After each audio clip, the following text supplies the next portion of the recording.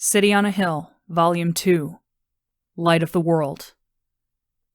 Genesis 18, King James Version. And the Lord said, because the cry of Sodom and Gomorrah is great, and because their sin is very grievous, I will go down now and see whether they have done altogether according to the cry of it, which has come unto me. And if not, I will know. And the men turned their faces from thence, and went towards Sodom. But Abraham stood yet before the Lord. And Abraham drew near, and said, Wilt thou also destroy the righteous with the wicked? Peradventure there be 50 righteous within the city. Wilt thou also destroy, and not spare the place for the 50 righteous that are therein? That be far from thee to do after this manner, to slay the righteous with the wicked, and that the righteous should be as the wicked, that be far from thee. Shall not the judge of all the earth do right? And the Lord said, If I find in Sodom 50 righteous within the city, then I will spare all the place for their sakes. And Abraham answered and said, Behold now, I have taken upon me to speak unto the Lord, which am but dust and ashes. Peradventure there shall lack 5 of the 50 righteous. Wilt thou destroy all the city for lack of 5? And he said, If I find there 45, I will not destroy it. And he spake unto him again, and said, Peradventure there shall be 40 found there. And he said, I will not do it for 40's sake. And he said unto him, O let not the Lord be angry, and I will speak. Peradventure there shall 30 be found there. And he said, I will not do it if I find 30.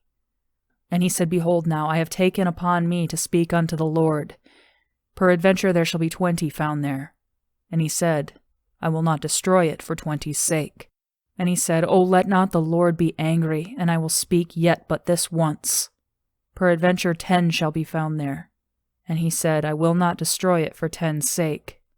And the Lord went his way, as soon as he had left communing with Abraham. And Abraham returned unto his place. Chapter 10. Cell. Sabrina wished that Lindsay had shot her. Her life over, she would not have had to endure this humiliation, this betrayal. The other occultists stripped her of her weapons, her grapple, her visor, and after fumbling with it, the power pack on her belt that drove her patrol suit. Blindfolded, gagged, hands bound, she was led roughly down a hallway, the hands of strangers, occultists, under her armpits. Her captors interpreted her weaving arrhythmic steps as resistance and shoved her harder. They were wrong. The pain from her knee, from Lindsay's deception. Sabrina could not walk a straight line. Lindsay's feeble protests, the sound of her voice, Don't hurt her! She is my friend! Simply made the weakness taking over her body worse. Was she one of them all this time? Intermittently, Sabrina's training resurfaced. She tried to pick out voices, determine a sense of direction, but each time she found her sharpness elusive, pushed out of reach by her emotions, the tide of Lindsay's betrayal. She heard a heavy door open. Someone called it a meat locker. They pushed her inside. The echoes felt close. She paced the sides. Before she made a full circuit, she vomited.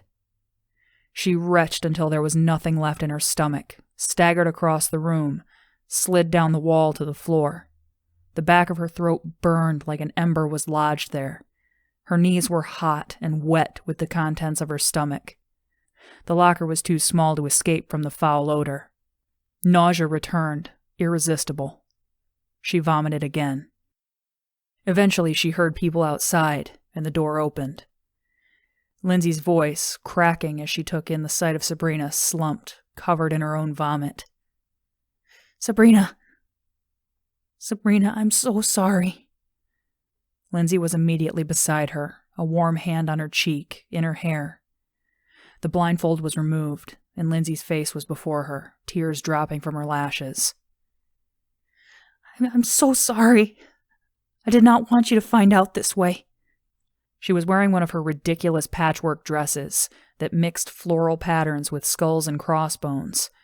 It stopped just at the knee, like a schoolgirl's.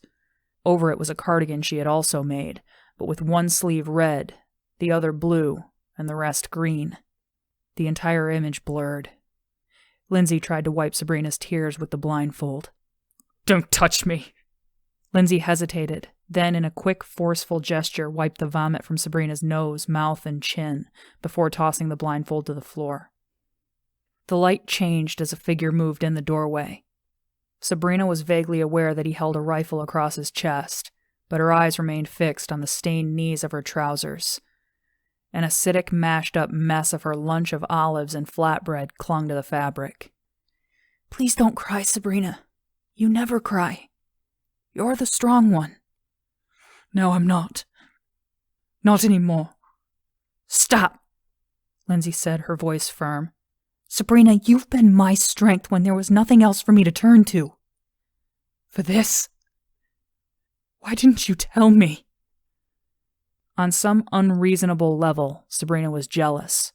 Jealous that as Lindsay's best friend she was never let in on her secret life, that she was somehow not close enough to be told, to be trusted.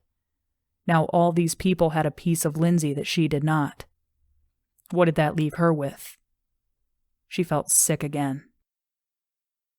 "Sabrina," Lindsay said, her voice free of tears now.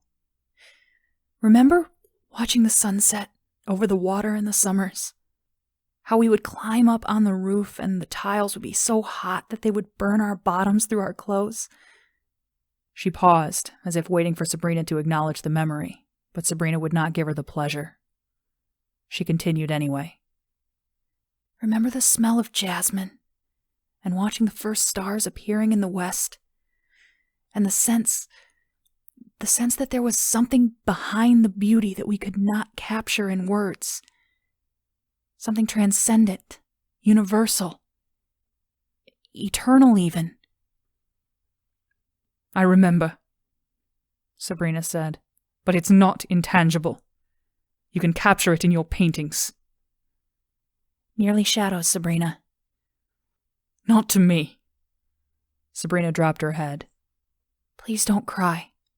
"Don't cry? But you left me." No. How could I tell you? I wanted to. All we share, but with Dag and your training. I couldn't burden you. "So you betrayed me instead." Lindsay was silent. The metal wall was cold and pressing against Sabrina's back. "How did you end up with them?" "It was something in me. The sunsets were just the start. But even you can understand. Your sense of justice, it's innate in you, since the day you were born. But where does it come from? Beauty, justice, love, they all flow from the same source.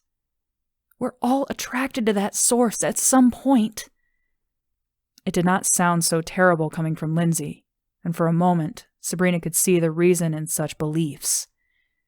But then, ruined eyes of the victims of the cataclysm appeared in her mind. The whites burned out by a weapon with the power of a sun. A golden sun with 6 points on a wall in an abandoned house. A sword. A moon shaped like a blade. These were weapons of death, not love. "Then I found a flyer," Lindsay said. "It was all disintegrated and faded, but it literally blew up to my feet one day, as if it was meant to be there.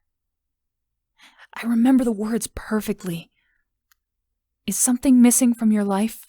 Something more, but you can't say what? Do you believe? Join the underground." It appealed to me. There is so much missing in my life. The beauty I can never quite capture in a painting, an explanation for my premonitions. Something told me I had to look. So I went out at night.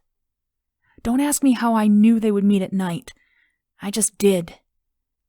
Maybe that was some sort of premonition. I'd sneak out, wandering into the blocks, Sterner Street, Hills 34 and 33. Sabrina could not help a protective shudder. Lindsay had wandered into places where she would not enter without a charged blaster on her hip. She was lucky not to have been caught as a scrit on the hills. And yet there was Lindsay, skipping along, the bells in her hair jingling. "I know," Lindsay said, reading the shock on her face. "It was crazy.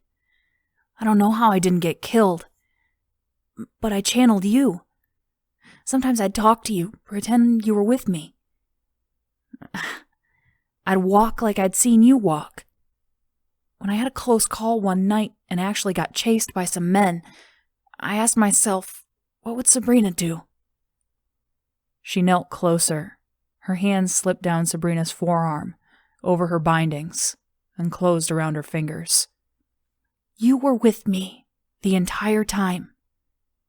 You just didn't know." Their foreheads touched. "I'm so sorry, Sabrina." For an instant, they were Sabrina and Lindsay again. But Sabrina knew this feeling of wholeness was not lasting. There was a crash outside, and the floor under them shook. The door groaned as it wobbled on its rusted hinges.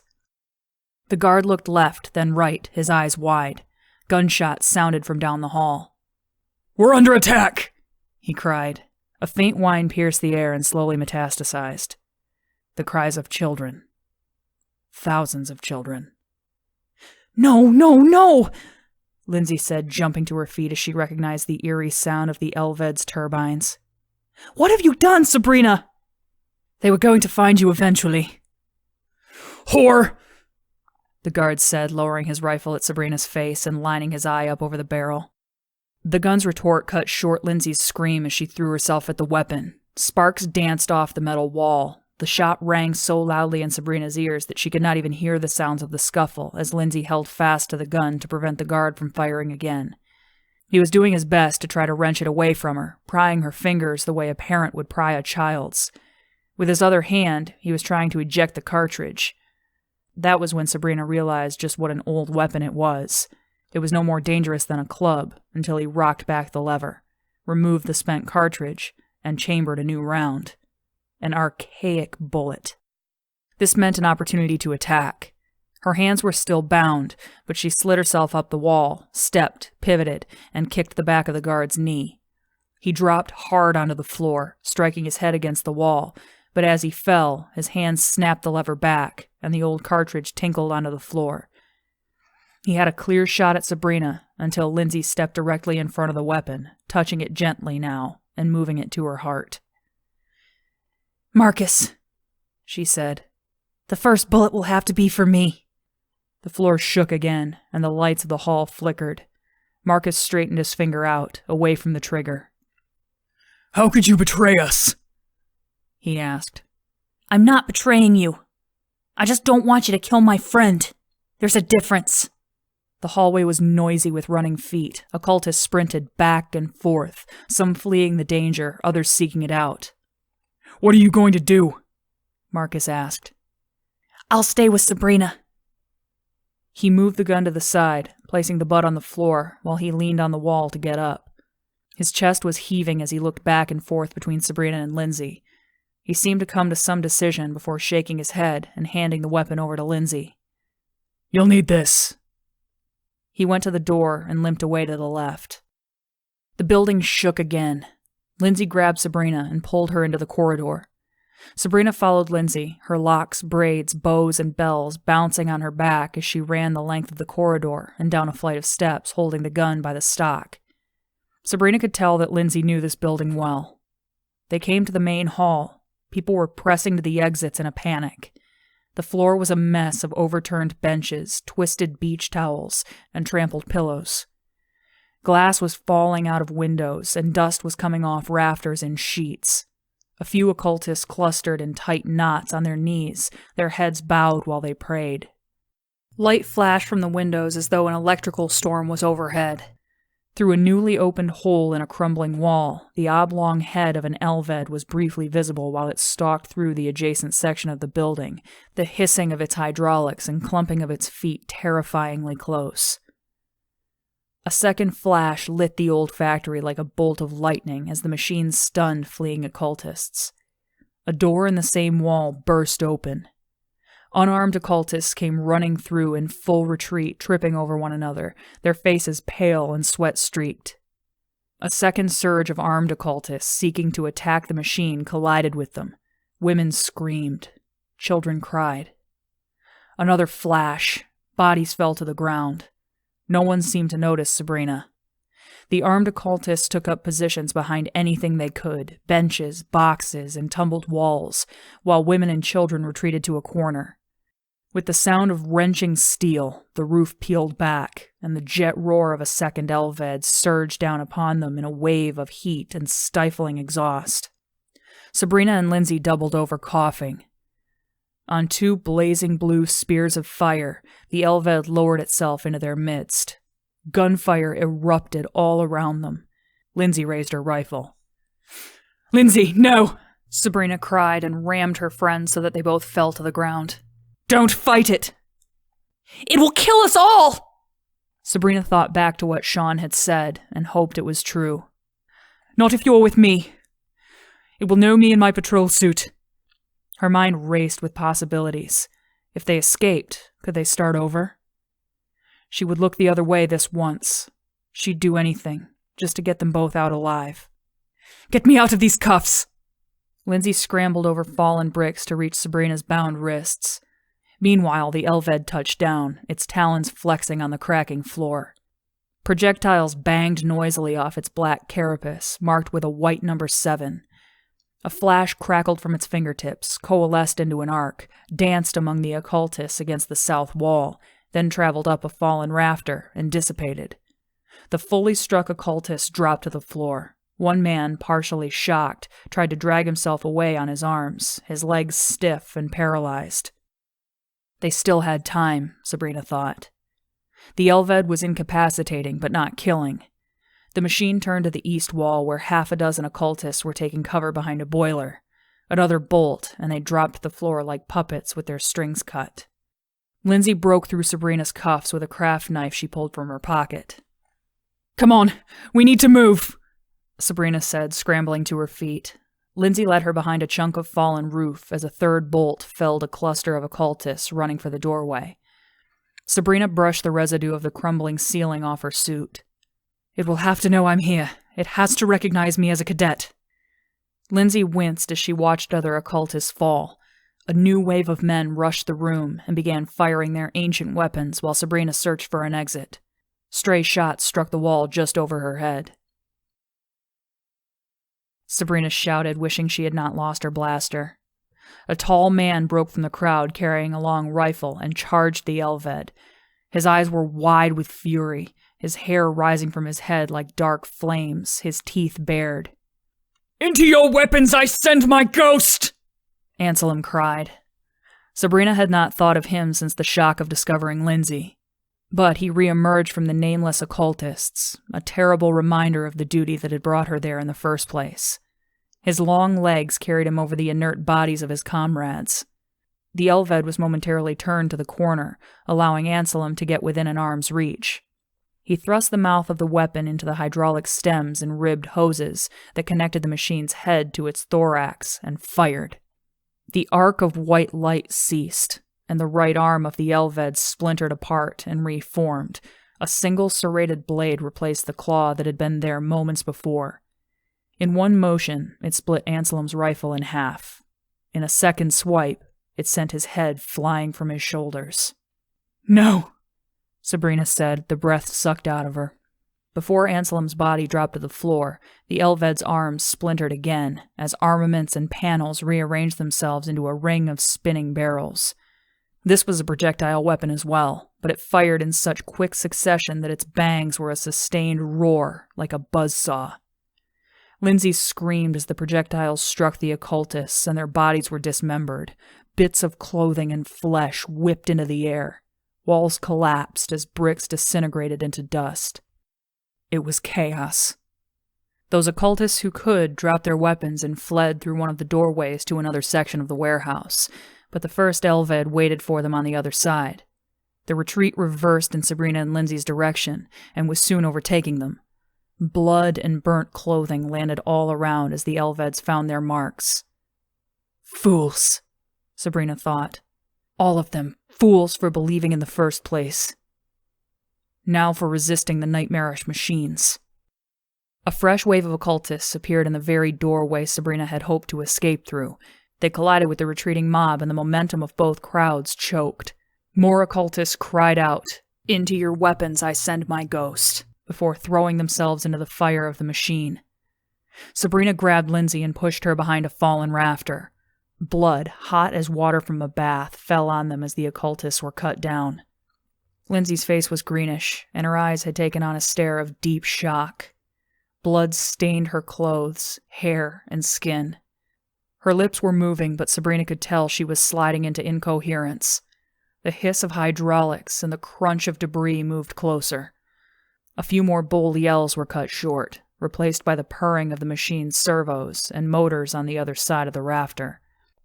The rafter screeched as it was twisted upwards and thrust away, and the implacable oblong face of the Elved appeared, gazing at them through a cloud of dust.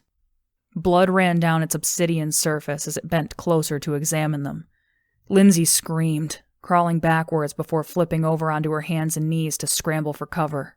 Sabrina threw herself on top of her, doing her best to expose herself and the suit. She did not know if the Elved could see through the blood and dust, but the green light lasered the clouds about them as the machine stepped closer.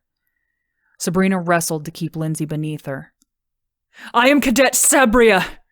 she cried out over and over. "Sabrina! Sabrina!" A metal talon clutched around her torso, crushing the air out of her and lifting her off the floor. Lindsay immediately began to run, but the other appendage formed itself into a talon and closed around her. Her face turned red as she pushed and kicked at the machine. One of her shoes flew off as she continued to kick. "Sabrina, help me!" "She's in my custody! She's in my custody!" The Elved moved Lindsay closer to its face, green light dancing over the length of her body. "She has surrendered!" A bolt of pain ran through Sabrina from wherever the talons touched her. All she could do was scream.